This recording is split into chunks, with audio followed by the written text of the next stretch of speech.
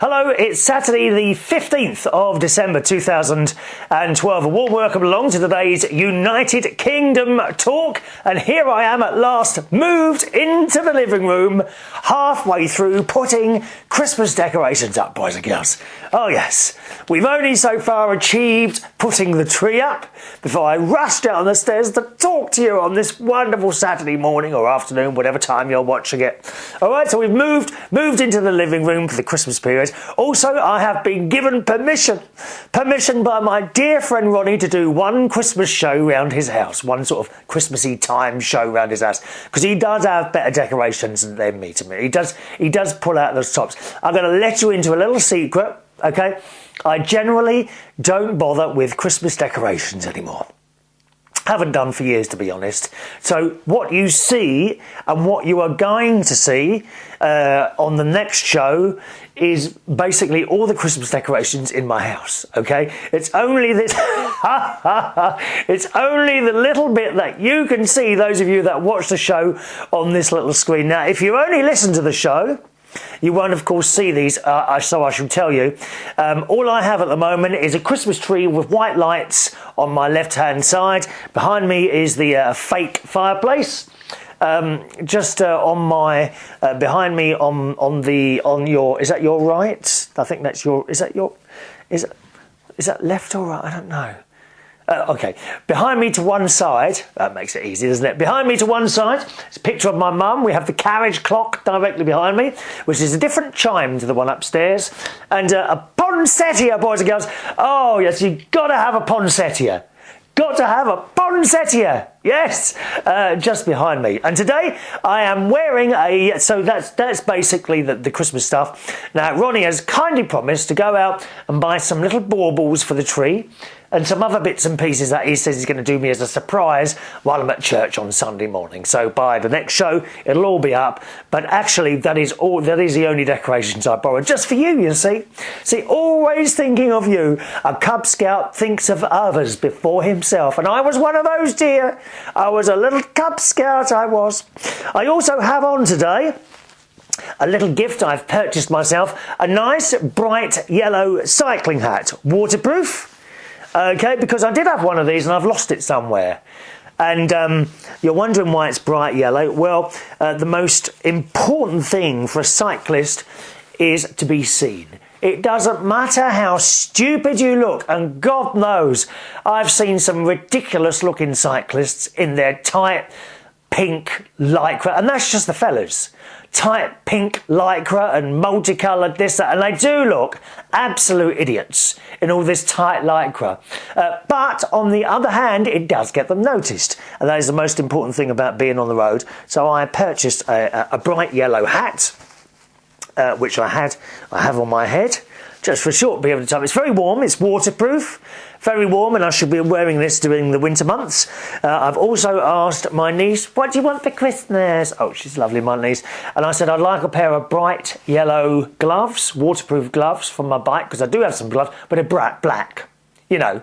No help in seeing a pair of black gloves. But, you know, even if there's a driver coming along and he gets a sudden glint in his eye, oh, what was that yellow thing? That may well save your life on a bike. I've also been trying to find some very bright cycle lights. I don't actually cycle at night time, I cycle during the daytime. But there's been a couple of occasions where I've seen cyclists daytime, and they've got this really bright, flashing white lights on the front, and the same on the back. I think a couple of people had the white one on the back, and a couple of people had the red one. But nevertheless, they were very bright.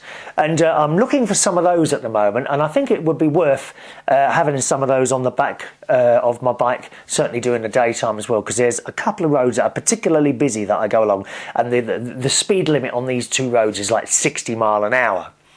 And there are times when, you know, you can feel the cars coming quite close to you. So I'd like to get a couple of really bright lights. I might have a look after I've finished recording the show today. Going to try and have my hair cut as well, because my hair at the moment is at least 3 millimeters long, and it's far too it's far too long. Now, I'm going to let you into the secret. I've told you this before, but the trouble is, when you have thinning hair, or should I say balding head, which my nephew Jimmy, 15 years old, likes to remind me of every time I see him for some reason. I mean, I was talking to him on Facebook the other day, and what was it? I can't remember how we got onto the subject.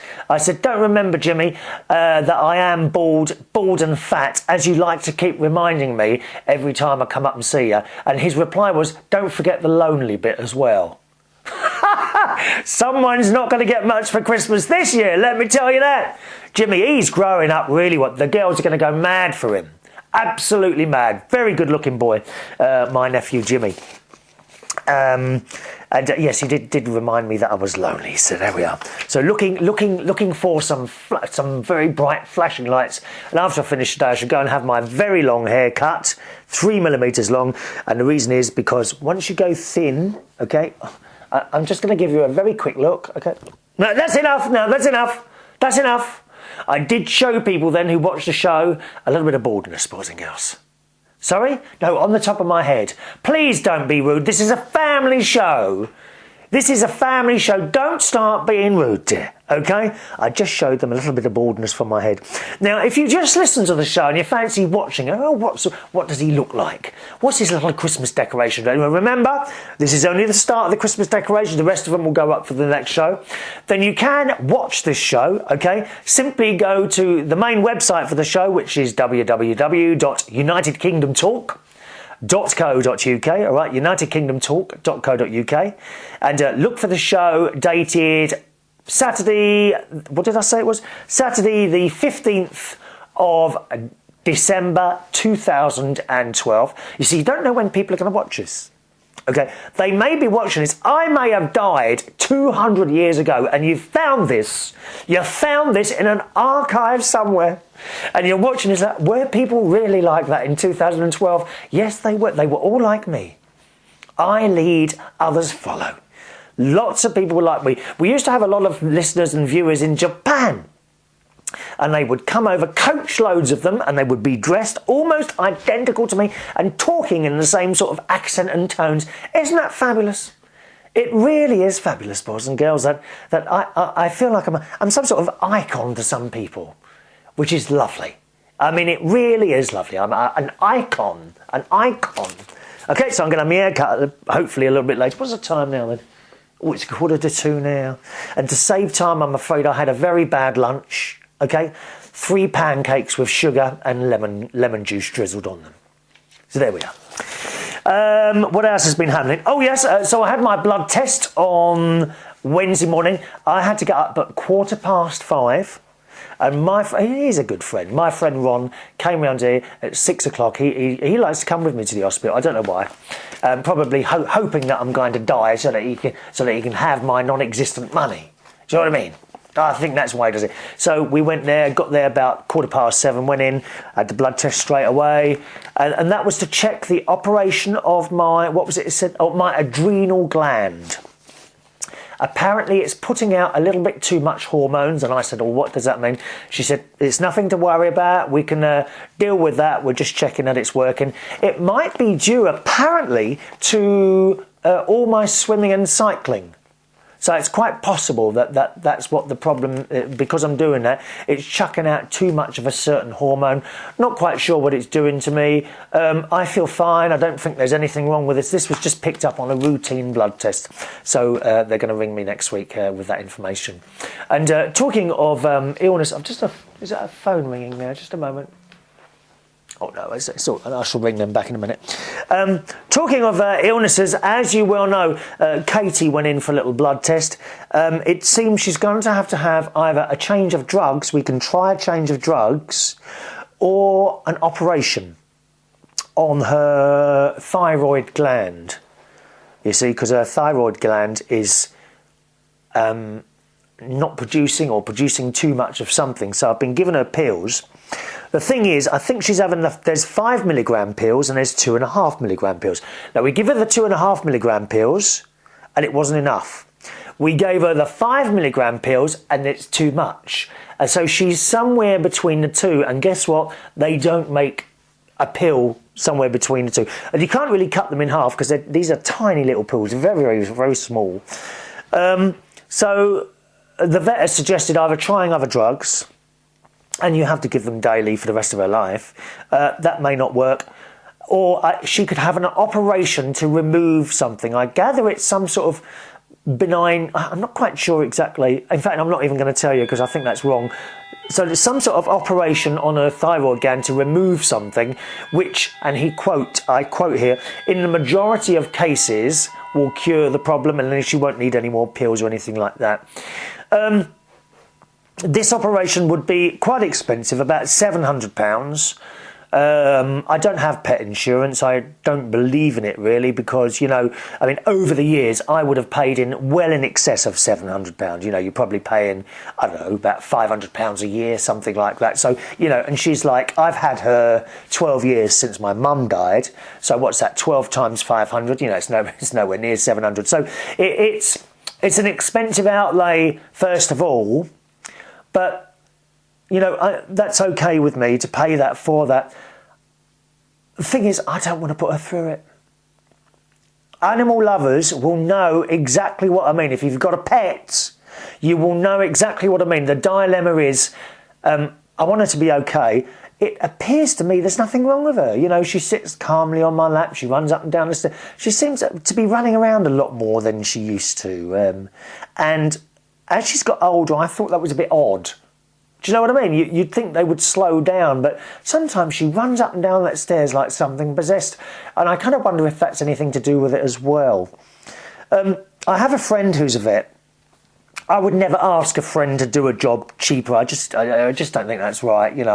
I pay the bill and that's it. But I did ask him, what do you think? He said, well, if you try the other drugs, he said that might work, but over a period of time, the drugs themselves will start damaging things. So he said, how old is she? So I said, well, probably about 14, something like that. She said, well, she is quite old. And he said, if you have the operation, it's got a good chance of success, but there can always be complications, he said, you need to be made aware of. And due to her age. And I did say to him, because I mentioned her age to the vet that went to see her. And the vet said it wouldn't be a problem her age because everything, all the other tests, kidney, liver, all these other tests have come back as okay. So the age of the cat, or the age of Katie, won't be too much of a problem with the operation.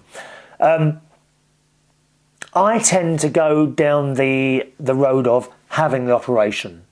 Getting the operation done, getting it out of the way, and then she'll be fine. The thing is, when she's sitting there on my lap and she's purring away and stroking, I'm thinking, do I really have to put her through an operation? You'll understand what I mean. So I really don't know what to do. Meanwhile, of course, I'm now running out of tablets. I've got about 2 weeks supply. These are the tablets she's been having for quite some months now, for about 6 months now. They're not quite right, but they are helping. But it's not curing the problem. You understand what I mean? I've only got about 2 weeks left now. And probably if I rung up the vet, there would be some sort of delay. When can they fit her into the operation? And we're right on top of Christmas now. Another week and a bit and we're at Christmas. And to take her in to have an operation, and then of course I go and visit my sister, although Ronnie would come round and see if the cat's all right. He would spend a lot of time here, my best friend, so that's not too much of a problem, but I really don't know what to do. Don't want to put her through an operation, you see. Really don't, obviously, if she was walking around in lots of pain or something like that, or she looked unhappy, and you can tell when a cat or a dog's unhappy or they're in pain. You can tell. It's, if it's your animal, you can tell that animal is in trouble, can't you? So I really don't know what to do. She doesn't look like she's in trouble, that's the thing. But there we are. Your comments on that, please. My email address is chris@unitedkingdomtalk.co.uk. All right, chris@unitedkingdomtalk.co.uk. I must say, I love sitting here with all this space around me. Now, when I'm in the little studio upstairs, I have no space. It's like it's a very small room. Not only is it a small bit, it's full of gear. Computers, my paperwork, spare wires and things, and it's a bloody mess. I mean, my living room isn't exactly, tidy, but it is a bit better. And it's quite nice having all this space and be able to sit down and talk to you. Oh, one other thing, you'll die at this. You will die at this. My little microphone is back. This is the microphone. I just touch it. There we are. Can you hear that? My little microphone is back. This is the one that sits on my shirt. Okay, you probably can't even see it. It's so small. It just sits in the middle of my shirt, and that's how you're hearing me on the show today. Now, I've had a problem with that for months. You're gonna die. You will die for this. So, I thought it was the recording gadget that was giving me a problem. So I sent the gadget away. Okay. A couple of weeks later, it came back to me, and he said, well, the only thing we found was the battery connector was a bit loose, and there was no problem with the power. Okay, so it wasn't that. He said, we've put a new one of those in at no cost. However, you know, we charged you an hour's labour, £60. I thought, oh, okay, well, okay. So put it all back together, tried the microphone in it, exactly the same problem. So I then... I then ordered another recording device. So remember, that's what did I say that was? 60 quid? Let me start adding this up. Okay, so that's 60 quid. Okay, 60 quid there. So that come back, and really there was nothing wrong with it. Cost me 60 quid. So I then ordered another recording gadget, a little late Yamaha one. I showed you it on your previous show. It's a tiny little, it's not big at all, it's here actually. It's this little thing here. Okay, it's a tiny little recording gadget that I now use to kind of double record my audio. So if one doesn't work, I've still got the other one, you see. So it hasn't become completely useless. Little Yamaha recording gadget. Cost, I think, about £90. Okay? Plugged the microphone into that. Guess what? Nope, doesn't work in there either. I thought, oh no. What if it's the microphone? Okay? I then unplugged the microphone from that and plugged it directly into my sound mixer next to the computer upstairs. Tried that out, nothing. I thought, well, blow me down, it's the microphone. I've wasted £60 sending that away, £90 buying something new. Oh well, bite the bullet, send it away. So send the microphone away. Now, they had it about 4 weeks, okay?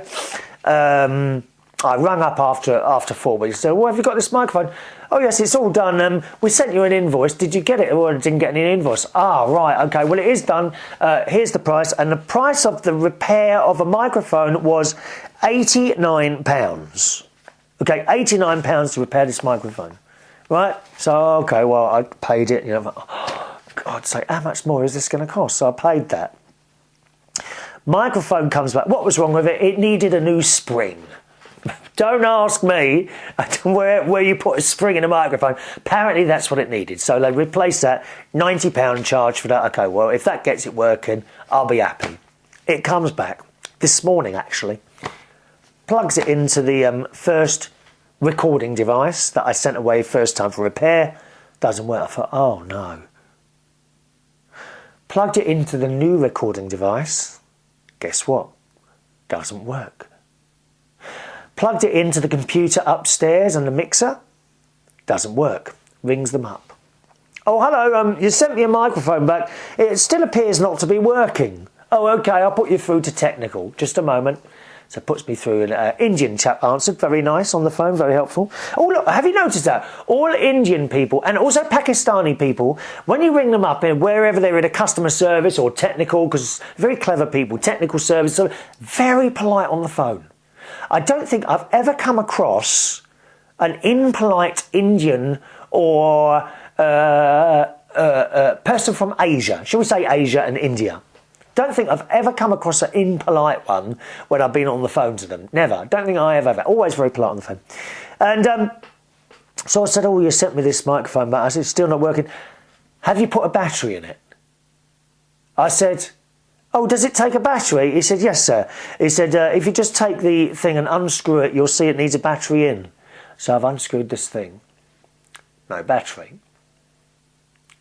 Oh, well, ever so sorry. Well, thanks very much. I'll try that. Yeah, okay, sir, thank you. And put the phone down, that was it. So I've gone out and put a battery in here. Plugged it into the first recording gadget. Works perfectly. The thing is, right, what I've just told you, all of that, okay, it was that all along, wasn't it? It just needed a new battery. The recording gadget, there was nothing wrong with it. The second recording gadget I bought, I didn't need to buy. And the microphone that got sent back for a new spring, no, there was nothing wrong with it. I reckon they opened that microphone and, oh, it just needs a new battery. They've cleared. I must admit, there was like a little bit of damage on the outside of the socket, obviously where the old battery must have leaked out. But I didn't remember there was a battery in there. I didn't remember there was a battery in there. So, for the sake of replacing a battery has cost me nearly £250.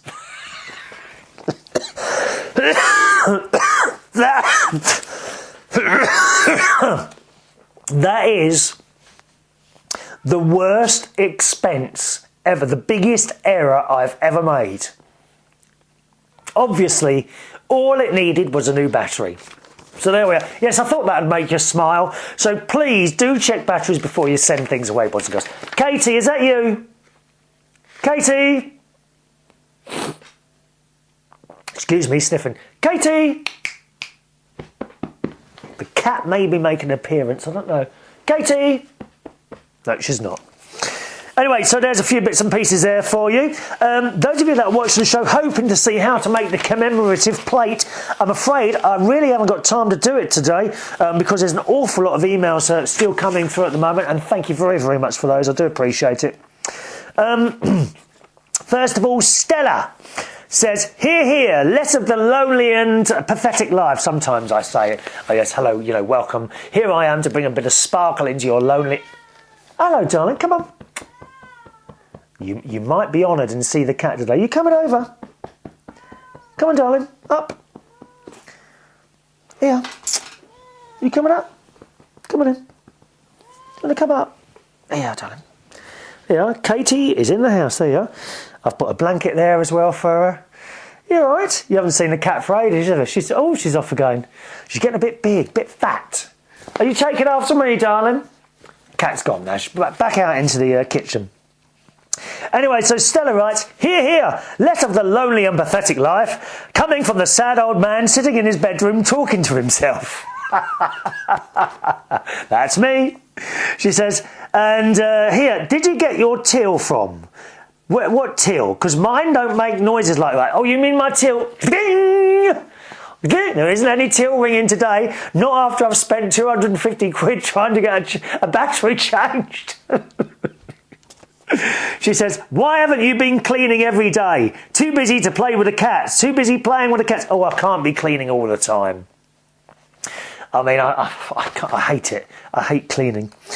She says, yes, I have a cleaner, but she's straight, I think. My cleaner only gets £8.50 an hour. And you know you were always special to Michael and I, all the fun we had. Michael is her partner. Oh, it's nice of you to say so, darling. Stella, so thank you for that one, Stella. Did you send something else in? Have I missed something else? No, maybe not. Oh, just a moment. Stella always writes in. Is that one? No, that's it. Thank you, Stella, for that little message there, darling. Hello to Charlie from Charlie Hides TV, an excellent video podcast on YouTube. Okay, Charlie Hides TV is the username on that one, and it can be quite rude in places. It's not clean cut like this one did. Oh, I know, I swear a little bit occasionally, dear, but there we are. That's life, isn't it? That's life. On the subject of Twitter, and I did say, you know, Twitter.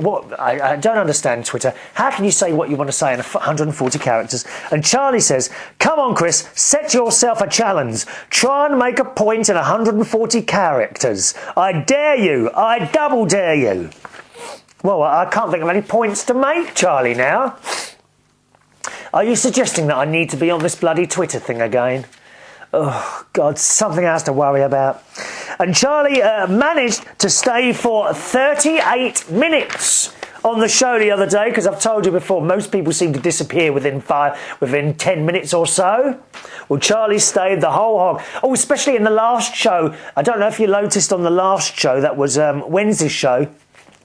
It did say the timing said 1 hour and 10 minutes, and it wasn't. It was 45 minutes. What happened is I forgot to edit the bit off the end. So, I mean, the last 45, 55, 05, the last 25 minutes was just a black screen. But for some reason, I uploaded all that as well. So the timing was wrong on that. It was actually 45 minutes, okay? Hello to Joe Morris, who says, have a very Merry Christmas, all the best to you. And that's from Joe Morris. He used to do his own podcast, American Talk USA, but he doesn't do that now. Hello to Millie in Minnesota, who said, oh, can you hear the washing machine going around? Wonderful too. Millie says, hello, lovey. It's been a while since I emailed you, but to be honest, I've been feeling very down lately, and I don't want to depress you or the rest of the viewers. Don't worry, I'm physically well, but I'm just finding the holiday period a bit of a struggle right now, as my mother Suzanne. You talked on a previous show about how difficult it must be for those who have been married for a long time when one partner loses the other one. I mean, it must be the worst thing ever.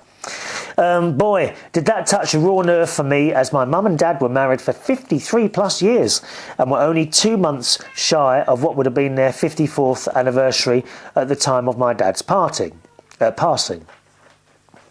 This grieving thing ain't for sissies, I tell you that right now, but one of the things that does cheer me up is hearing about and seeing the updates from Stacey and Tracy about their 2 children, Evie and Georgia. Stacey is my nephew's wife. His name is Gary. They've got a daughter called Evie. And Tracy is my niece. Her husband's called Ben, and they've got a son called George. And they are all babies. Like, Evie is coming up to 7 months old, and George is about 7 weeks old, I think. No, you're not going up there, darling. If you want to sit down, sit here, Kate. Oh, she's off again. They do what they want. She was going to jump up. Oh, I've got all studio lights here. Oh, yes. Would you like to see my studio lights? Really, would you? Are you ready for this? That's it. Look. But it does the job. It does the job. That's the point. All I've got is 2 lamps here that I bought from Tesco's Home and Wear, or whatever it's called. £10 each. You can spend 200 quid on proper studio lights. 2 lights on a table, job done. See? You waste money, don't you? I don't like to waste money. Certainly not on changing batteries. Yeah, and they're the 2 babies. And I'm glad to see that Millie likes the updates about them, following the progress of baby Butler's number 2 and, of course, baby Clifford. Oh, no, baby Butler number 2 will be joining the family because Stacey's having another one, dear. Yep, Stacey's having another one, which will be coming, I think, April, May next year. The pictures of the 2 wee ones always bring me a smile. I'm glad to hear that, Millie. You know what? When I'm down, all I have to do is pick up a picture. I've got one here, actually. I haven't got one here at the moment. It's over there, is it? All I have to do is pick up a picture of Gary and Stacey, or Jimmy, or Tracy and Ben, or the 2 babies, or all of them. All I have to do is look at those, and it makes me happy. It makes me happy, Millie, to see other people happy. I'd much rather that they are happy than myself. Absolutely. Yeah, it really does. You know, all I've got to go on the computer, bring up a few pictures of, in particular, my nephew Gary and his little girl. If you ever saw the pictures of those 2, wow. I mean, they are just so attached to each other. And apparently when Gary comes home from work, because he's a butcher, when he comes home from work, Evie's whole face lights up and he's over there playing with her on the settee and all that. And and it really does make me so happy to see them happy like that. It really does. It means the absolute world to me. More than anything else, it means the world to me to see people like that happy with their children. You know, and I'm sure you're the same, Millie. Hello to James, who says, hi Chris, glad Katie is okay. Yes, as I say, she seems to be okay, but she's got to have one of these things done. He says, there is a Windows 8. Now, I've just switched to Windows 7. And I must say, I don't think much of the icons. Windows 7... This is the operating system, of course, on your computers at home. A lot of your computers at home is very similar to the previous Windows. Windows 8, James, is completely different. I must warn you, if you want to go to Windows 8, it is completely different. My mate's just got a computer with Windows 8. He asked me to go around, and I couldn't make head or tail of it. Why did I have to bloody change these things? You know, it looks and feels completely different. So be warned. He says, as writing for the new iTunes, don't mention that to me. I had to get rid of it and switch back to the previous version. Yes, a new iTunes as well, which I mentioned a couple of shows back. Again, looks completely different to the iTunes we've all been using for the last few years. Why they changed it again, I don't know. You know, it does seem like it's changed for the sake of change. Someone, oh, let's change that. Why'd you do that? It just upsets everyone. It really does. What do you want, darling? Why don't you come and sit up here, eh? Just come and sit up here. Eh? Do you want me to lift you up or what? Up you come. Here you are, darling. You'll sit there. You can be comfortable. It's nice and... Oh, I don't know what she wants, darling. I really don't. He says, for some reason the new iTunes wouldn't work for me. I couldn't get any of the catalogues stored on my PC and I couldn't download anything. So I'll keep the old tunes until it's all sorted. The old iTunes until it's all sorted. I thought these software updates were supposed to be an improvement, not a complete nightmare. As for Diana dying, it was so sad to see that happen years ago. I remember watching the TV that morning. I was just watching the history of Diana in video and photos. It was on all 5 channels, and I wondered what was happening until I found a news channel that said Diana had died. This is, of course, 12 years ago now, isn't it? It seems such a long time. Was it 12 or 13? 13? 12 or 13. It seems such a long time ago now.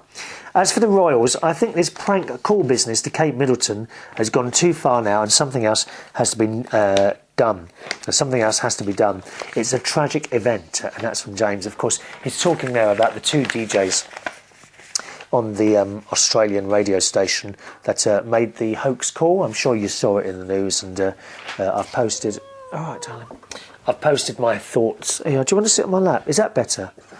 Oh, Katie, you're driving me mad today, dear. You really are. Now she's run out of the room. See, I don't know.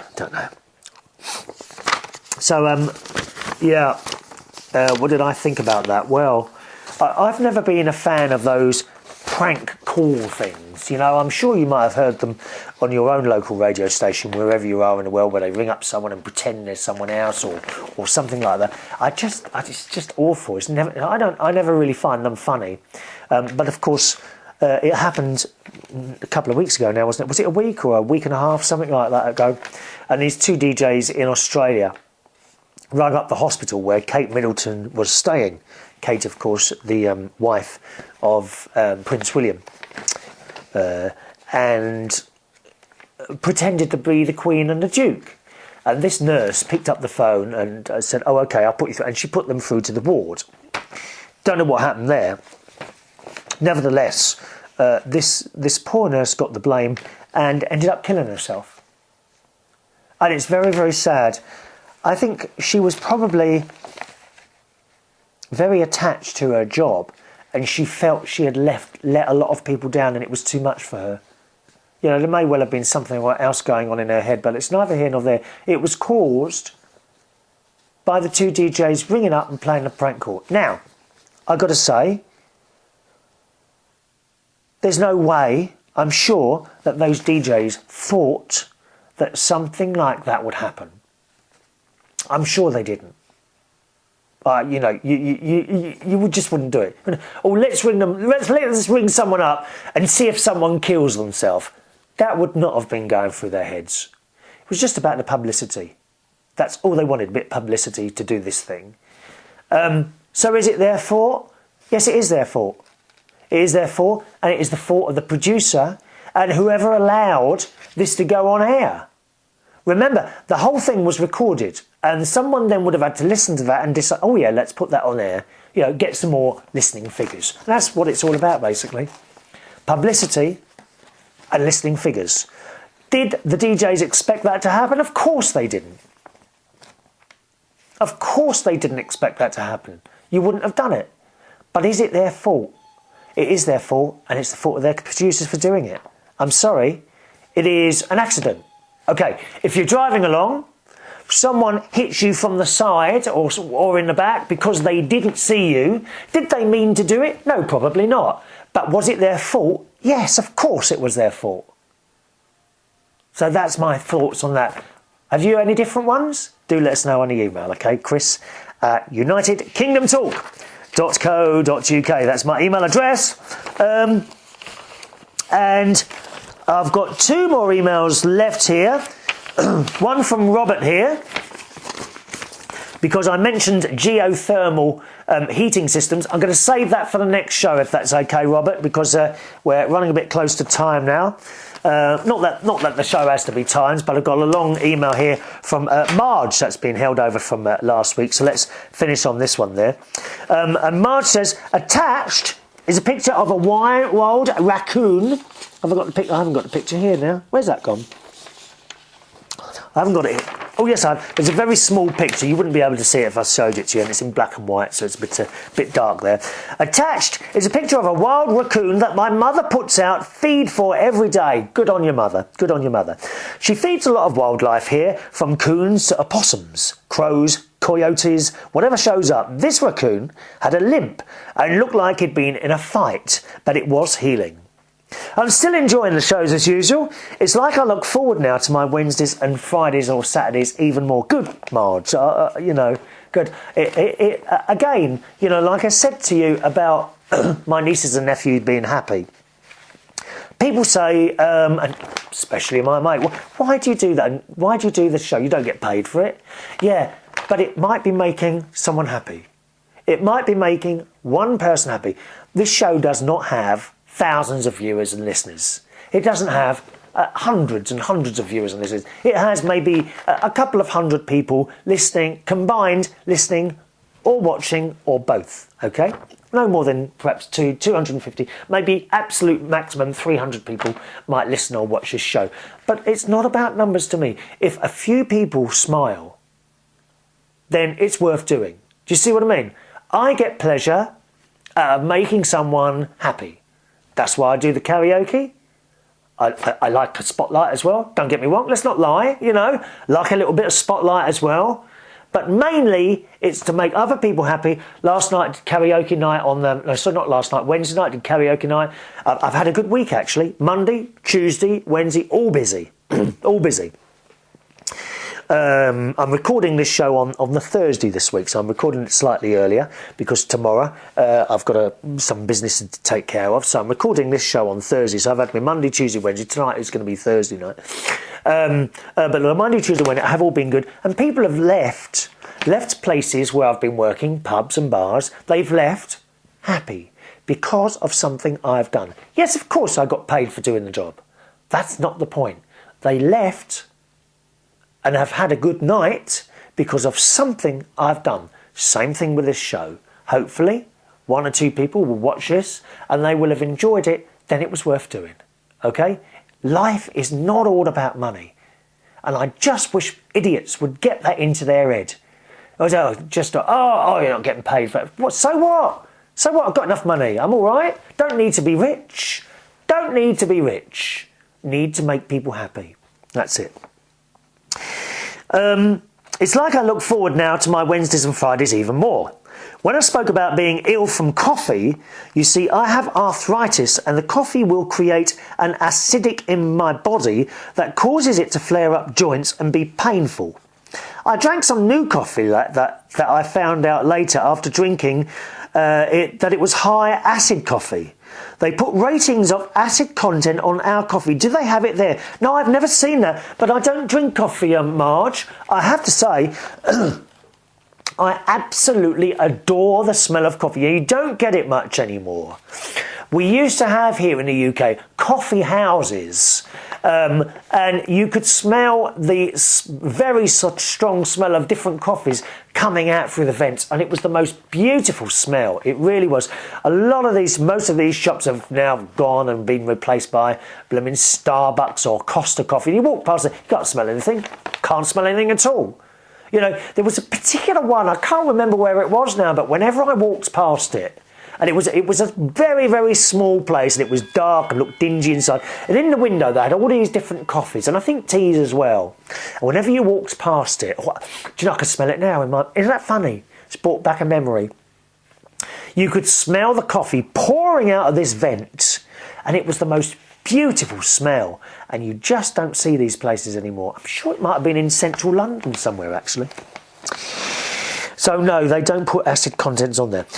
She says, I changed over to just green tea, which has a light caffeine I drink in the morning, but then only decaf green tea for the rest of the day. I love Earl Grey, like you have there, but it will affect my arthritis in the same way. I don't like Earl Grey tea. It's very perfumey, is it? It's just not keen on Earl Grey at all. I like strong English breakfast tea or Darjeeling tea. That's quite nice. I also do have some decaffeinated tea. I tend to have 2 or 3 cups of decaffeinated and 2 or 3 cups of normal tea. In the morning, I'll have normal tea, 2 of those, okay? So one with breakfast, one when I come back from swimming, then I'll have decaf, and then a normal one when I get up in the afternoon again after a couple of hours siesta. I have a 2-hour sleep every afternoon, and then I go to work and I probably have a normal one there, and if I come home I'll have a decaf just before I go to bed. So yes, do you not have decaf? Do you have decaffeinated coffee? Is there such a thing, decaffeinated coffee? Oh, there must be. Like I have decaffeinated tea. I suppose there's decaffeinated coffee. Marj says, on my Facebook, when I liked your page, it sent me everything. Photos, news, updates, whatever I posted I got. But being off it so much, I didn't notice it if I didn't get the news update. But for me, I'm an addicted viewer anyway, so I just check your Facebook page. Yes, might be actually the easiest way, Marj, is to, for the updates to this show, I think probably the easiest way to is I have to sign up, if you watch the show, to sign up to my YouTube account. Now, I'm at youtube.com my username on that is Chris Reardon UK. CHRISREARDON UK. Chris Reardon UK is my YouTube account name, okay? It's also the same on Facebook, facebook.com/Chris Reardon UK. Or why not have a look at the main website for the show, Marj, and that's at www.unitedkingdomtalk.co.uk, right? www.unitedkingdomtalk.uk. That's where all the shows are, going right back to October 2005? I think 2005. On the subject of were you ill once?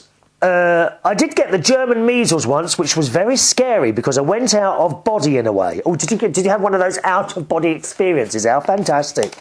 I could see colours dancing on the ceiling, and felt like I was floating about a foot above my body. Not as much pain, but really weird feelings that way. Of course, the regular sickness everyone gets, as well as colds, flu, I've had all those.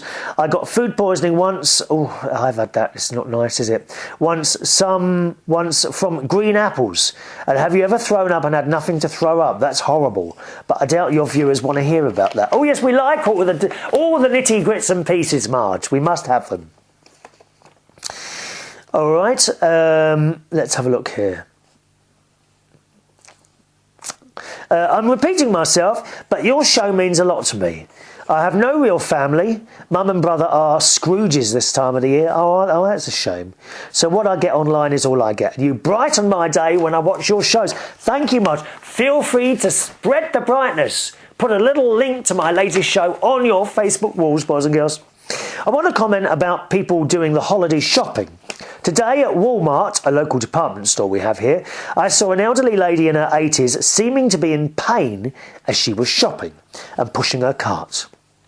I checked out my groceries and looked as I went to my van to see her trying to get into her car outside with the basket full of groceries she had purchased. I was about 2 lanes south of her, but thought I would go and see if she was doing okay.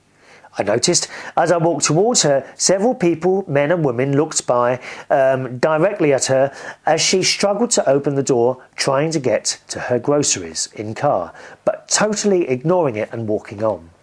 I was so angered, no one even offered to help. I walked over and asked her, "May I help you with those?" And she was happy to let me help her. Good on you, Marj.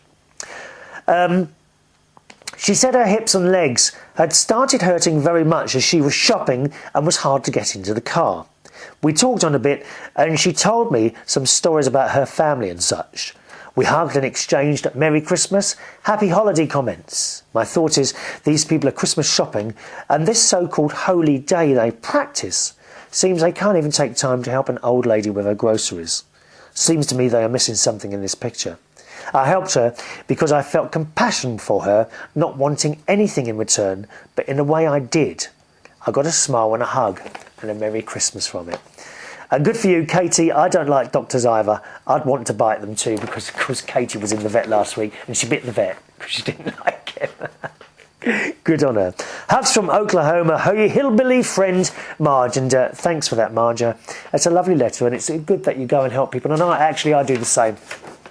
You know, a couple of times I've seen perhaps, going to the shops or something, maybe someone sitting there in a wheelchair pushing buttons and nothing's happening. Are you okay? And there's been a couple of times, usually something simple. And you know how it is when you're you've tried everything and you've missed switching the thing on. You know, like me with the battery. Like me with a battery for this microphone. I tried everything and it was the simplest thing. Change the battery. £250 I've spent when all I needed to do was change the battery. Shocking. That's it from the show today, boys and girls. My email address, please feel free to send your emails in, is chris@unitedkingdomtalk.co.uk. All right? Thanks so much for watching and listening. I'll see you on Wednesday for the next show. Bye-bye.